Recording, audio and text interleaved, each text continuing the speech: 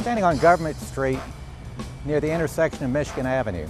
Behind me on that intersection's southeastern corner once stood the home of Louis Metzger, constructed in 1909 with plans by Hutchison and Garvin, a local architectural firm.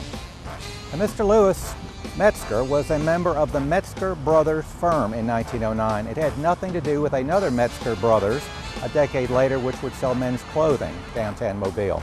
This Metzger Brothers advertised it as a dealer in wool, cotton, hides, and beeswax. An interesting combination, but business must have been good because he certainly built a fine house.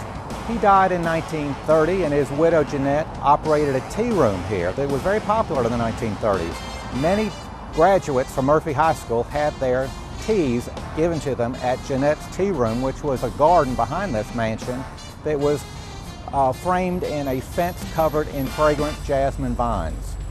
Miss Jeanette sold the house by 1940 to Joseph Rowe.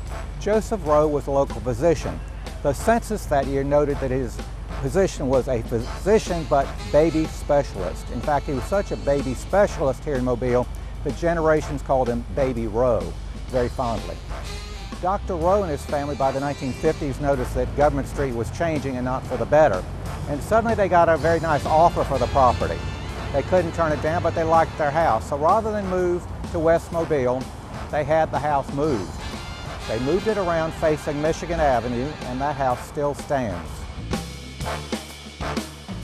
The property then was used for a gasoline station, for a Conoco station. Then it too got the wrecking ball and was replaced with a standard 7-Eleven operation. It went out of business, and the entire block was raised in the late 1980s, early 1990s for a Rite Aid drugstore. That chain, merging with Walgreens, has left the building standing vacant today.